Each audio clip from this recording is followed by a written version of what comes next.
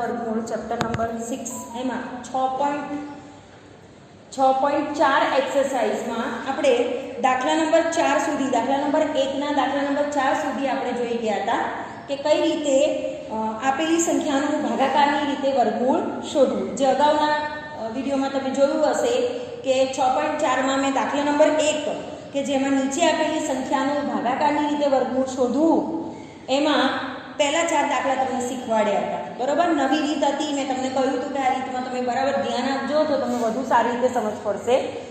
બરાબર, હવે આજે આપણે દાખલા નંબર 5 જોઈશું. 3249 એનું ભાગાકારની રીતે વર્ગમૂળ શોધવાનું છે. તો સૌપ્રથમ મેં તમને શીખવાડ્યું કે આપેલી સંખ્યાના તમારે કેટલા ભાગ કરવાના, તો કે 2 ભાગ કરવાના. ઉપર તરફ 1-2 લીટી બતાવી દઈએ જેથી કરીને આપણને સરળતા રહે ગણતરી કરવાનો. તો આપેલી સંખ્યાના આપણે કેટલા ભાગ પાડ્યા છે, તો કે 2 ભાગ પાડ્યા છે. બરોબર, પહેલો ભાગ કયો છે, તો કે 32 છે અને બીજો ભાગ કયો છે, તો કે 49 છે.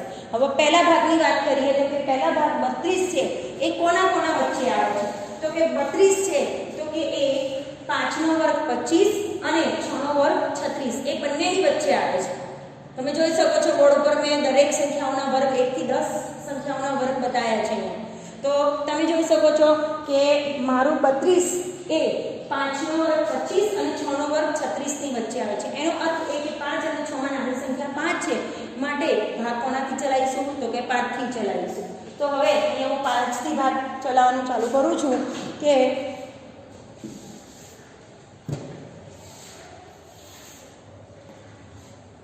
5 પાયો 25.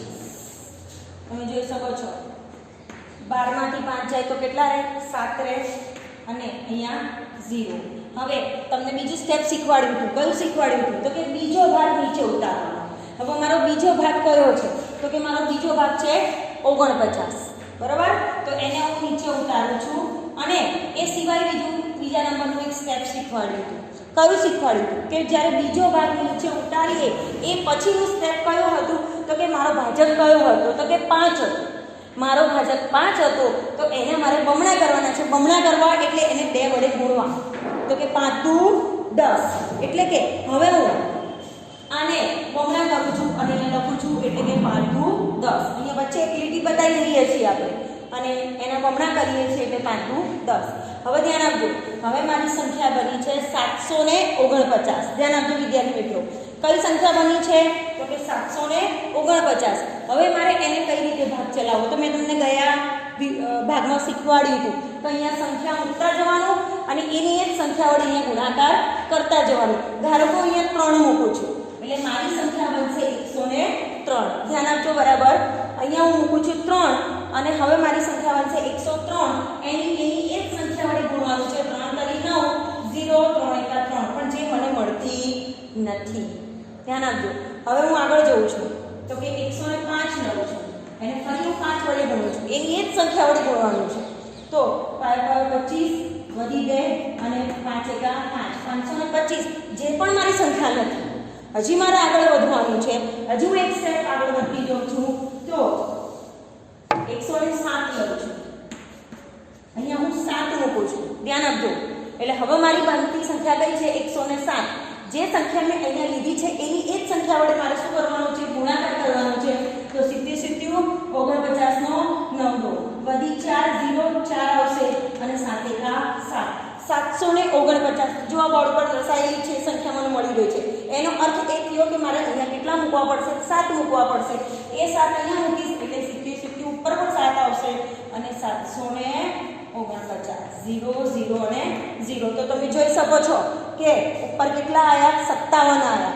જો જે મારું ભાગફળ છે એ જ આપેલી સંખ્યાનું શું હશે, વર્ગમૂળ હશે. તો એનો મતલબ એમ થયો કે 3249 નું વર્ગમૂળ કેટલું મળ્યું મને, તો કે 57 મળ્યું છે. બરાબર, એના પછી દાખલા નંબર 5 જોઈએ આપણે. તો દાખલા નંબર 5 ની અંદર 1369 છે. અહીંયા પણ આપેલી સંખ્યાના આપણે કેટલા ભાગ પાડીશું, પ્રથમ પગલું કયું છે, ફર્સ્ટ સ્ટેપ કયું છે આપણું, કે આપેલી સંખ્યાના બે ભાગ પાડી દેવા. તો પહેલું પગલું કરું છું કે આપેલી સંખ્યાના મેં બે ભાગ પાડ્યા. પહેલા ભાગની અંદર 13 છે, બીજા ભાગની અંદર 69 છે. તો મારો પ્રથમ ભાગ કયો છે? 13 છે. તો તમે અહીંયા બોર્ડ પર જોઈ શકો છો કે 13 કોના વચ્ચે આવે છે? તો કે 13 9 અને 16 ની વચ્ચે આવે છે. બરાબર ધ્યાનથી જોજો. 13 9 અને 16 ની વચ્ચે આવે છે. હવે 3 અને 4, તો 9 કોનો વર્ગ છે? 3 નો વર્ગ છે. અને 16 કોનો વર્ગ છે? 4 નો વર્ગ છે. તો નાની સંખ્યા કઈ છે? 3 છે. તો મારો ભાગ કોનાથી ચાલશે? તો કે 3 થી ચાલશે. તો હું 3 થી ભાગ ચલાવું છું. ધ્યાન આપજો વિદ્યાર્થી મિત્રો. બરાબર. તો 3 થી ભાગ ચલાવું છું. 3 તરી 9. 13 માંથી 9 જાય તો કેટલા રહે? 10 11 12 13. કેટલા રહે? 4 રહે. તો આપણે અહીંયા કેટલા મૂકીશું? 4 મૂકીશું. હવે એના પછીનું સ્ટેપ કયું છે આપણું? તો આપણે બીજો ભાગ ક્યાં ઉતારીશું? નીચે ઉતારી દઈશું. પહેલું પગલું કયું? તો કે આપેલી સંખ્યાના બે ભાગ પાડો. ક્યાં આવે છે? કોનાથી ભાગ ચલાવો? તો કે 3 થી ભાગ ચલાયો. 3 તરી 9. નીચે કેટલા વધ્યા? 4. હવે આપણો બીજો ભાગ, બીજું સ્ટેપ કયું આપણું? તો કે બીજું સ્ટેપ એ છે કે મારો બીજો ભાગ છે એને મારે નીચે ઉતારવાનું છે આ સંખ્યા સાથે. બરોબર. હવે કેટલી દોરી દઈએ છીએ? આગળ ખેંચી લઈએ છીએ. અને હવે મારો ભાજક કોણ છે? જે બીજાને ભાગે એને શું કહેવાય? ભાજક કહેવાય. તો એ ભાજક કયો છે? મારો 3 છે. તો મારે એને કેટલા કરવાના? બમણા કરવાના. એટલે કે 3 દુ 6. તો અહીંયા આવશે 6. હવે તમે ધ્યાન આપીને બરાબર જોજો કે મારે અહીંયા કઈ સંખ્યા મૂકતા જઈએ અને એની એક સંખ્યા વડે ઉપર ગુણાકાર કરીએ તો મને આ સંખ્યા મળે છે. તો ધીમે ધીમે આપણે એક સ્ટેપ આગળ ઉમેરતા જઈએ છીએ અને ગુણાકાર કરતા જઈએ છીએ. ધારો કે 3 થી સ્ટાર્ટ કરીએ. તો અહીંયા હું 3 મૂકું છું અને એને એની એક સંખ્યા વડે 3 તરી 9, 6 તરી 18 જે મારી સંખ્યા નથી. આગળ જોઉં છું હજી તો કે હું 5 વડે ગુણું છું. તો કે 65 અને 5. અહીંયા આપણે 5 મૂકીએ. ધારો 5 મૂકું છું તો અહીંયા નીચે એની એક સંખ્યા વડે ગુણવાની. 5 5 25 વધી 2 6 5 30 30 ને 2 32. એ પણ મારી સંખ્યા નથી આવતી. હવે હું 7 વડે જોઉં છું તો અહીંયા હું 7 મૂકું છું તો 67 ગુણ્યા 67. તો સીધું 49 નો 9 વધી 4. 6 × 42 અને 4 કેટલા થાય? 46. તો તમે જોઈ શકો છો બોર્ડ પર એ સંખ્યા મને મળી ગઈ છે. એનો અર્થ એ થયો કે મારે અહીંયા કેટલા મૂકવા પડશે? 7 મૂકવા પડશે. અને એ 7 જ ઉપરનો ગુણાકાર થશે. 67 ગુણ્યા 7 બરાબર 469. અને જવાબ આપણને મળશે માઈનસ કરીશું એટલે 0 0 અને 0. એનો અર્થ એ થયો કે 1369 નું વર્ગમૂળ મને કેટલું મળ્યું? તો કે 37 મળ્યું છે. 1369 નું વર્ગમૂળ મને 37 મળ્યું છે. હવે આના પછીનો આપણે દાખલા નંબર જોઈએ છીએ 7.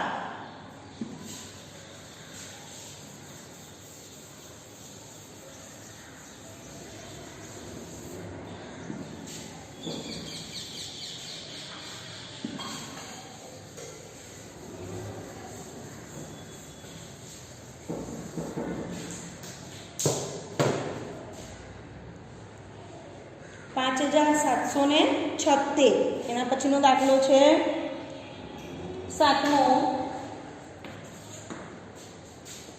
5776.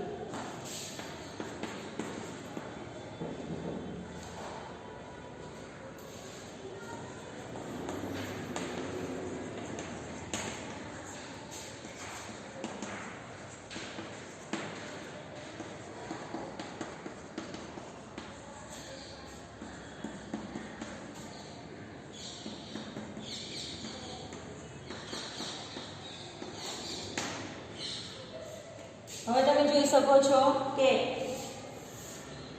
આપેલી સંખ્યાના કેટલા ભાગ પાડીશું? તો કે 2 ભાગ. પહેલો ભાગ કયો છે?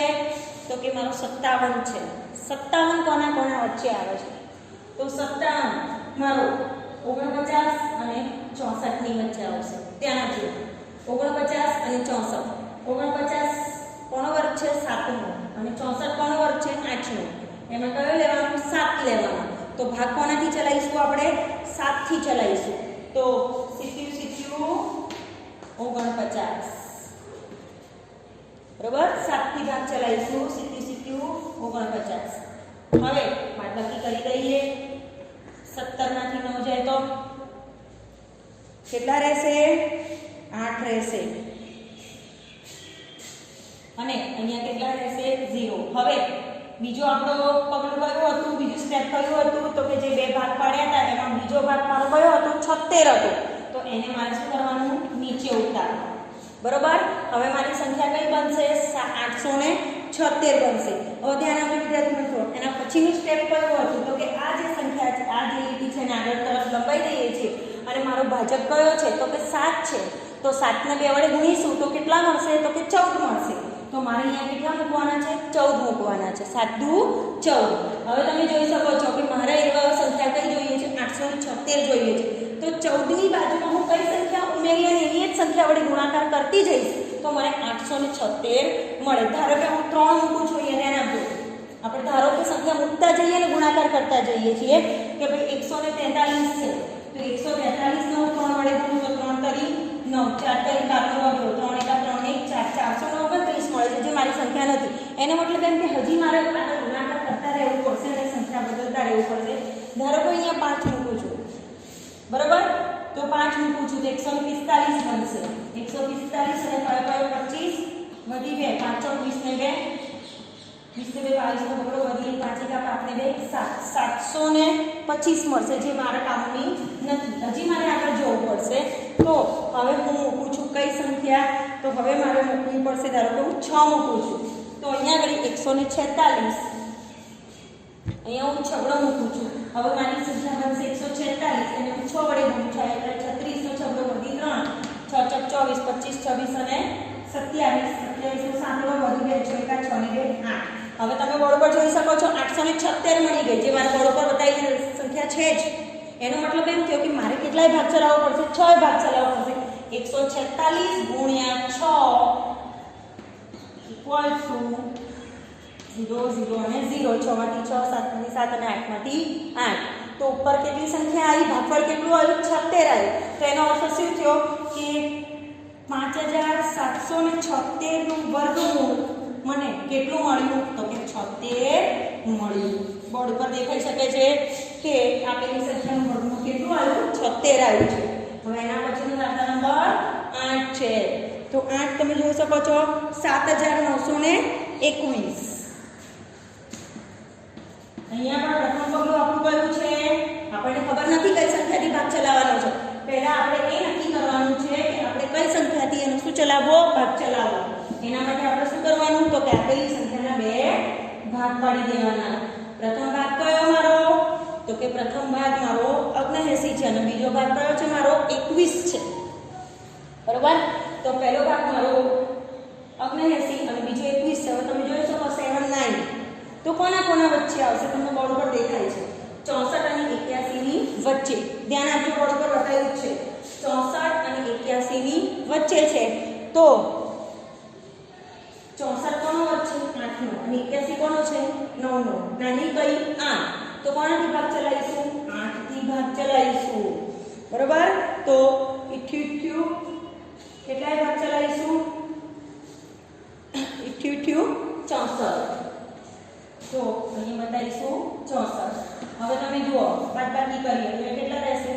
5 રહેશે. અહીંયા 0. હવે બીજું આપણું સ્ટેપ કયું હતું કે જે બાકીનો ભાગ હતો એને ક્યાં ઉતારીશું? નીચે ઉતારીએ. તો હવે મારી સંખ્યા કઈ બની? 521. તો હવે તમે જોઈ શકો મારે એના પછીનું સ્ટેપ કયું કરવાનું? તો કે બીજા નંબરનું સ્ટેપ હતું કે ઉપરની સંખ્યાને નીચે ઉતારીએ. એટલે હવે કઈ નવી સંખ્યા બની? તો કે 521 બની. હવે એના પછીનું સ્ટેપ કયું? તો કે મારો ભાજક કયો છે? મેં કોના વડે ભાગી હતી સંખ્યા? 8 વડે. એ મારો ભાજક હતો. તો એને મારે કેટલા વડે ગુણવાના? 2 વડે ગુણવાના. એટલે 8 દુ 16. કેટલા થયા? 8 દુ 16. હવે એ 16 ની બાજુમાં સંખ્યા ઉમેરતા જવાનું અને ગુણાકાર કરતા જવાનું. તો 521 જોઈએ છે મારે. એટલે ધારો કે હું અહીંયા 3 મૂકું તો 3 તરી 9, 6 તરી 18 નો 18, 3 એકા 3 ને 4, 489 જ મળે છે. તો મારે કેટલાય ગુણાકાર કરવો પડશે. તો મારે ગુણાકાર કરવા માટે ધારો કે હું અહીંયા 7 મૂકું છું. સિત્તી સિત્તીઓમાં બધા નવડો વધી 4 તો સીધા 42 43 44 46 વધી 4 7 એકા 7 7 ને 4 11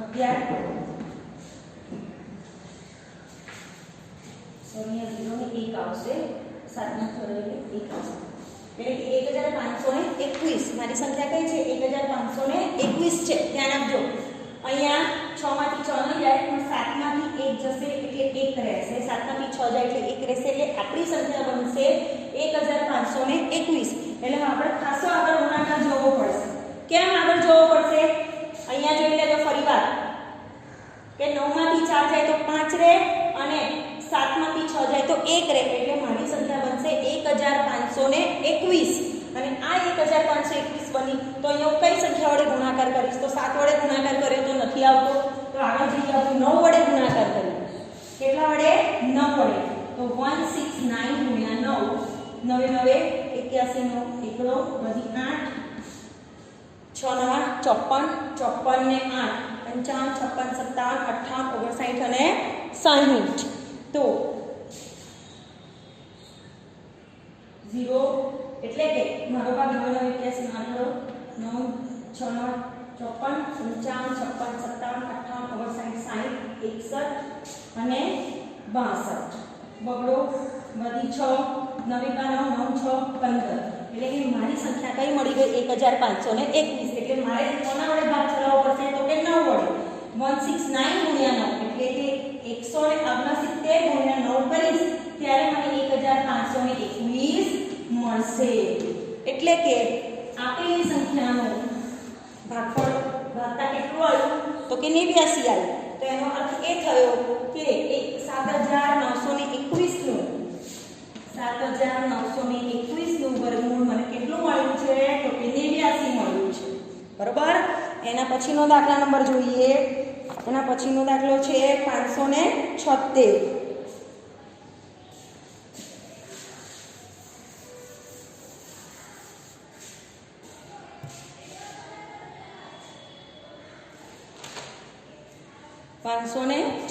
દાખલા નંબર 9 આવશે.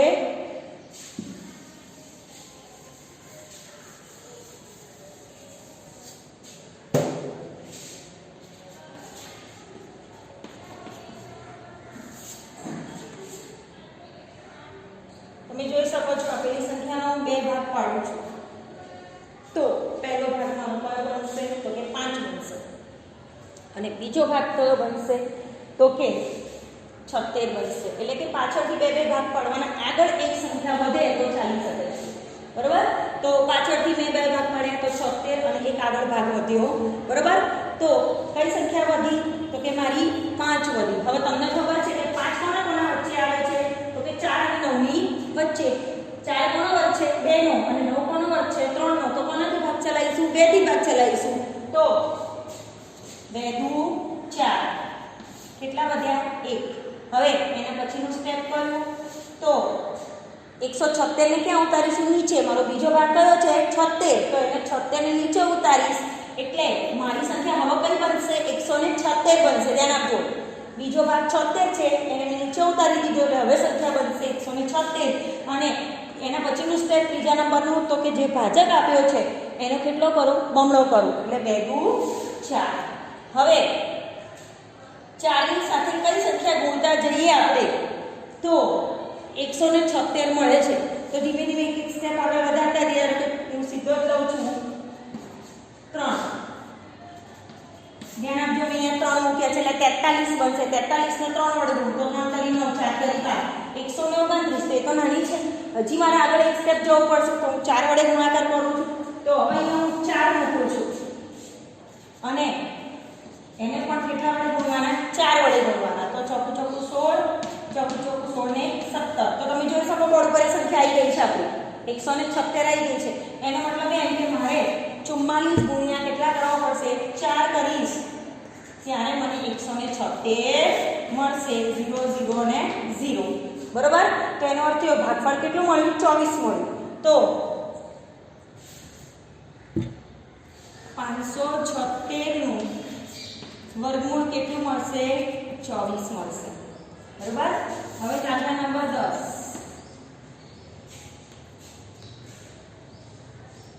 દાખલા નંબર 10 આપ્યો છે મારો 1024. 1024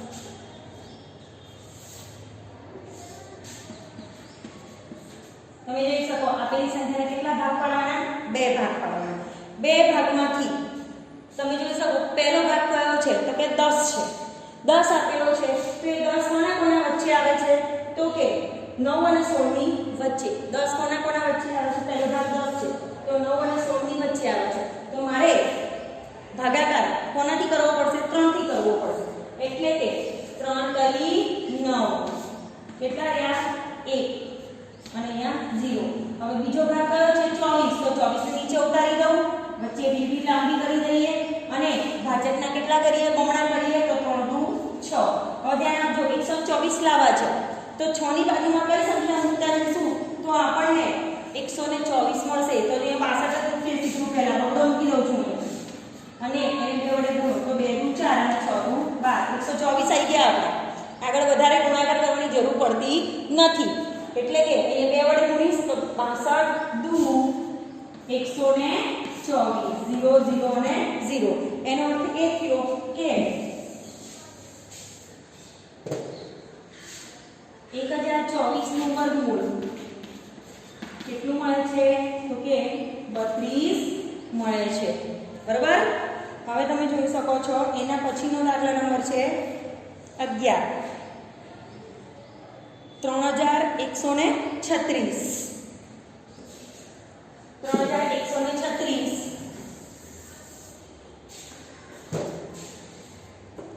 દાખલા નંબર 11.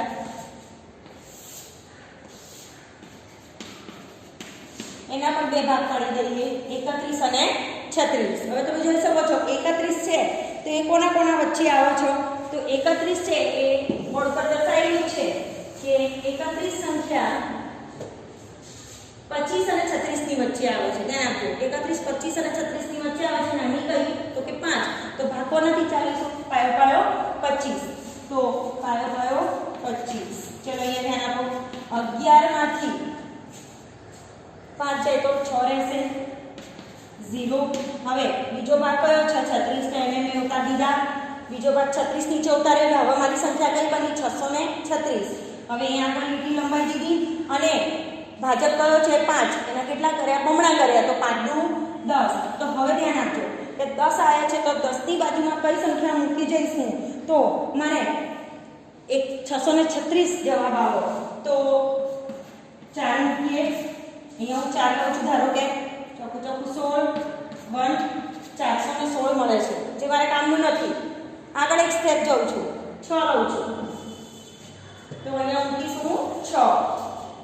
તો 106 ગુણ્યા 6 જે સંખ્યા લઈએ છે એની એ જ સંખ્યા વડે આપણે ગુણવાનું છે. 36 નો ચોગડો વધી 3 3 6 એકા 6. તમે જોઈ શકો છો એ સંખ્યા મારી બોર્ડ પર આવી ગઈ છે 636. એનો મતલબ એમ કે મારે કોના વડે ગુણાકાર કરવો પડશે? તો કે 6 વડે. એટલે કે 106 ગુણ્યા ઉપર 6 બરાબર 636. 0 0 ને 0. બરાબર. તો આપેલી સંખ્યાનું વર્ગમૂળ કેટલું આવ્યું? ધ્યાન આપજો વિદ્યાર્થી મિત્રો. આપેલી સંખ્યાનું વર્ગમૂળ 3136 નું વર્ગમૂળ 56 મળ્યું.